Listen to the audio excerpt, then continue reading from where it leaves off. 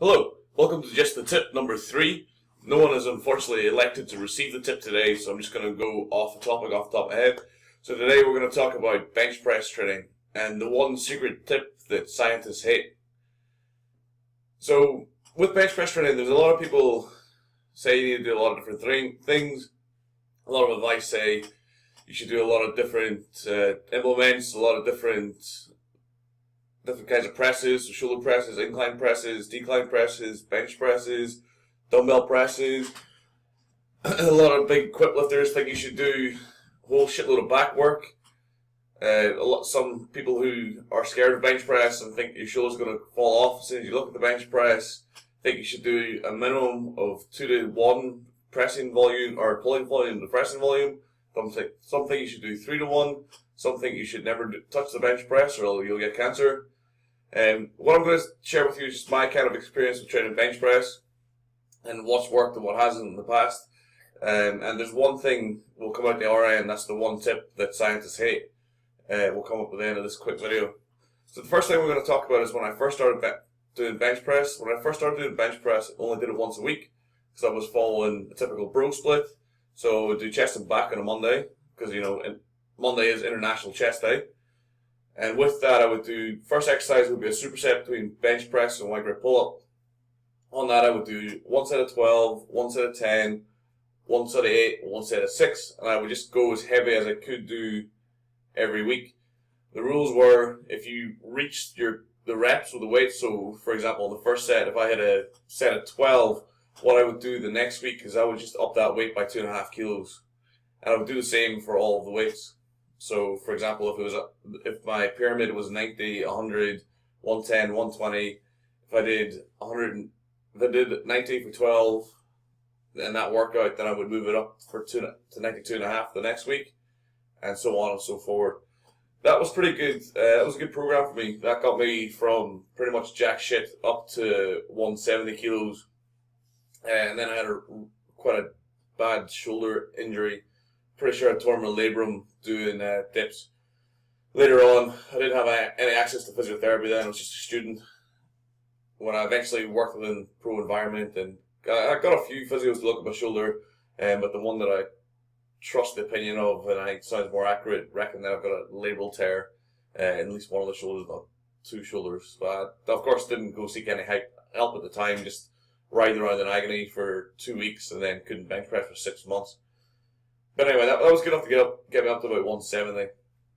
And to go from 170 to 190, I did a whole bunch of different things. Tried West Side for a period. That worked quite well for the other lifts. Like I ended up floor pressing 180. Like my incline got up to about 150, which was quite heavy at the time, so eventually 170. But it never really kicked my bench forward. What I did to go from like 170 to 180 was just a simple kind of 3x5 routine, kind of by Mike Stone. It's just a relative intensity routine. Very easy thing to put across, but it's basically just flat sets and reps at a weight. And that stuck really well, and that worked really well. And I got up to 185 doing that program, but eventually it stalled out because the problem with that program was there was no variance in sets and reps. There was no variance in volume. It was 3x5 the entire time. You could chuck a 5x5 in with it at the start to do a concentrated load, but I wasn't so smart with programming back then, so didn't really alter the program. Just kind of did it as writ and read it out to 185. So from 185, I kind of got stuck at 185 for about a year, 2 years, and then I started training with Mark Thompson, who's like 235 bencher. So we started off doing stupid shit like benching in shirts, but then I started benching twice a week. Program I did then was quite similar to the program. It was just a template. It's a pressing template that I've read about in a blog post before. I'll link it in the notes so you can have a look at it. But basically, again, it's just like trying to push yourself as hard as you can, but with rules. So the first session is just bench press. What you try to do with the bench press, you take a weight you can maybe do for 7 reps or 6 reps, and then keep that weight until you can get it for 9 to 10. So that's the first set. The next session is the heavier weight, so it's 20 or 30 kilos more. It's probably a weight you can do for 4 fresh, but after doing that failure set, you'll probably get 2 to 3 on it. then there's like a pump set afterwards, so you'll come down 40 kilos and just rack it out, try to get as many reps as you can. So it's kind of like a 15 to 25 rep or more set. So for instance, the workout might have been 150 as a starting weight, maybe get that to 8 the first week, then up to 170, maybe get that to 2 for the first week, and then come back down to like 120 and maybe push out 17 reps on it. You would just hold those weights until the first weight got to like 10, 11 reps. You could hold it for longer, so my rules were if you got to 9, then you could go up, or you could hold it and get it to 11, and then you can go up. Typically, that template works better if you hold the weight till you get to 10 or 11. It tends to be a little bit premature if you go up at 9. But anyway, that program was good enough to get me to. Oh, sorry, I left out the R, but so the R one was just close grip bench press. Try go up as heavy as you can for 5 rep, and when the 5 reps became untenable, then you would go to 3 reps. But you're basically just waving up the heavy 5 or heavy triple on close grip, and I trained shoulders that day as well. So I had 2 pressing days. That was good enough to get up to 202, I think, from memory. That definitely got me to 200. And then from 200 to 210, the initial phase, I ran that 5-week linear program. Again, I'll link that. That's another one of the programs I've written in the past that's fairly popular. It's basically based off Ed Cohen's 10-week linear program. I condensed it into a 5-week cycle and put an overload week in the 4th week. That was pretty good. But then that was like the bench sessions themselves were horrendous. You're basically doing like an overload session every week. So the 3x10s at 10 RM. So if you make that, if you make the 3x10, then normally you've produced enough training stimulus by the time you hit the next week. So you've had 7 days of recovery. You can hit the 3x8 at 8 RM. Then you can hit the 3x6 at 6 RM, and then the 4x4 at 4 RM, and then eventually the 3x3 at 3 RM. Kind of the easiest workout was probably the 3x3 by the time you got through it. The 4x4 was normally not too bad, but the 3x10 was definitely the hardest workout. It's absolutely horrendous. But that was good. That got me to 210. It was a shit lift. The arse off the bench. Spotter touched it too early, but I countered it anyway because I thought I would have pressed it. But yeah, it was a bullshit lift. Arse up the deck. Like it was a gym only lift. It wasn't minging. My best competition lift at that stage was 192 pause. So probably my best legit bench was 192 because the gym lifts where you like the arse come off the bench and stuff, you really shouldn't really count those because they're shite. So anyway, so kind of came away from that kind of heavier training for a while. Shoulder took up a bit of issues, and then what I started doing is I just started training with more frequency. To start off with, I kind of just did. I think it was like it just took the small off, but chopped out the 4 9s. So it was. First session was 5 sets of 7, 7 sets of 5. Second session and the third session was 10 sets of 3. Just started like light weights and then like over time ramp it up. I did that for about 6-7 months. That worked quite well.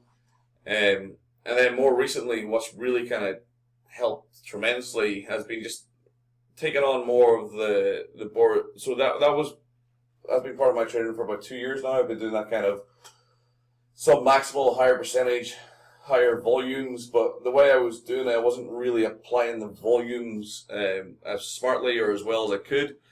So in February, I went to that Boris Shiko seminar that he held in London St. Mary's, and that kind of basically gave me a framework to work with and kind of adapt. So I've not went and copied his training methodologies. I've kind of adapted them and utilized them to myself, but I think I'm kind of at a stage now where I'm pretty confident that I'll go 220 plus on bench press.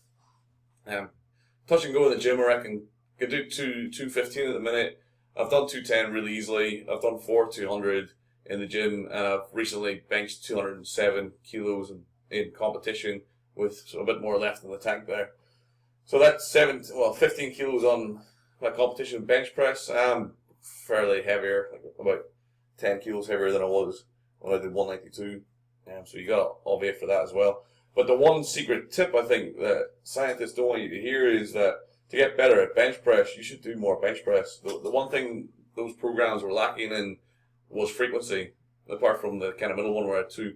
But you should definitely have a minimum of a frequency of 2 for bench press, 3 is probably better. You can go up to 4, depends on how you recover from it, but definitely a 2 to 3 frequency is great for bench press.